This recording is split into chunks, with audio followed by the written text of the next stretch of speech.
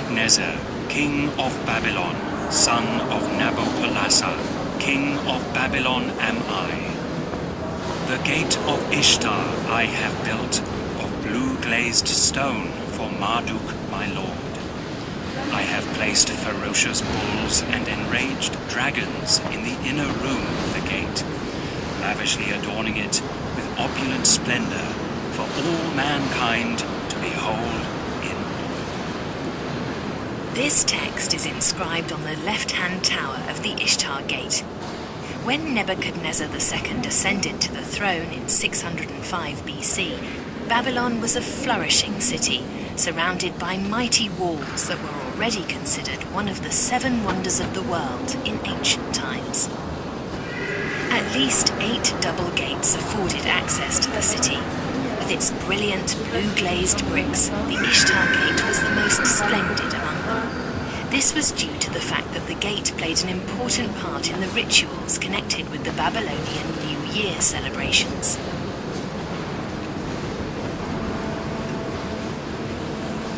The highest celebration in the Babylonian religious calendar went on for 11. Together, they began by arranging them according to their color. A sculpture studio was commissioned with piecing together the animal reliefs, using Walter André's reconstruction drawings as a guide. During the excavation work in Babylon, he had begun sketching the original reliefs as accurately as he could, based on the archaeological finds. We also have Walter André to thank for the fact that part of the gate was rebuilt in the museum.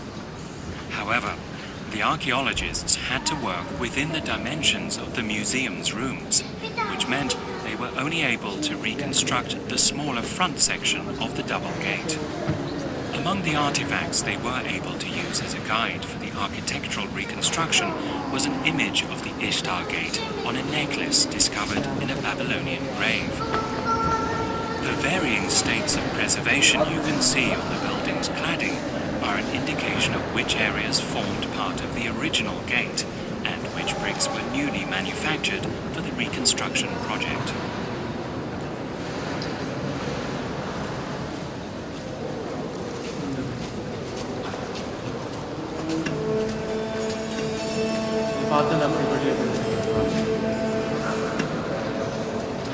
Before visitors to Babylon entered the city through the Ishtar Gate, they were carried on richly decorated thrones from the house of the New Year feast outside the city walls to their temples in the center, accompanied by music, priests, and celebrating crowds.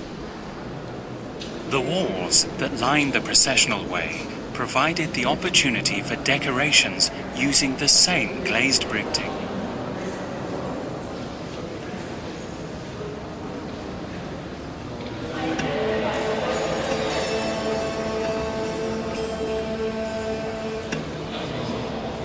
Before visitors to Babylon entered the city through the Ishtar Gate, they passed along the processional way, where they were greeted by the lions of the goddess Ishtar.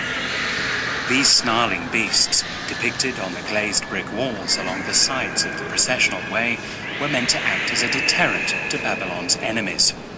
At the same time, they underscore the defensive character of the city's fortifications and are a reference to the official name of the processional way: the secret enemy shall not endure.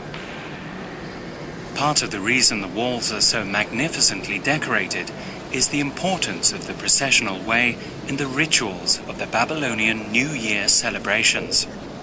It was along this route that statues of the god, the Ishtar Gate. The processional way was originally 180 meters in length. Here you can see a 30-meter reconstructed stretch. Also, when you picture the original way, you should imagine it 3 times as wide as the reconstruction.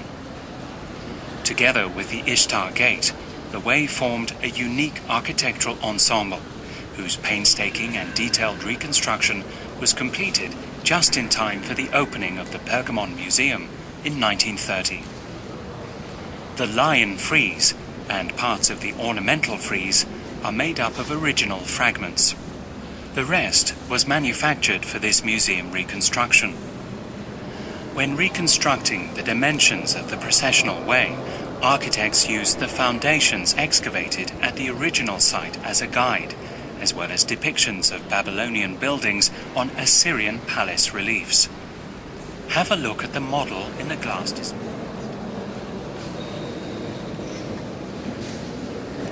The model gives you an impression of the sheer size of Babylon's fortifications. As you can see, the ceiling here in the Perkamon Museum would need to be almost twice as high to accommodate the main section of the Ishtar Gate. Babylon was surrounded by a double wall. The outer walls were 3.5 meters thick. The inner walls were no less than 6.5 meters thick. The walls were also surrounded by a moat.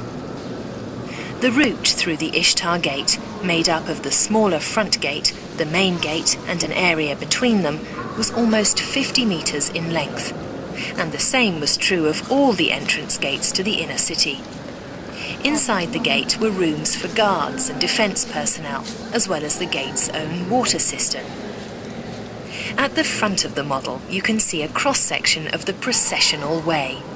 The coloured layers represent the 3 construction phases of the city's fortifications. The area's ground level was raised several times as the processional way was extended under Nebuchadnezzar II.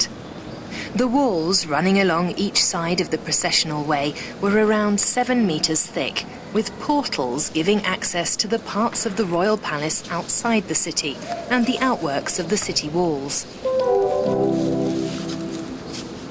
The plan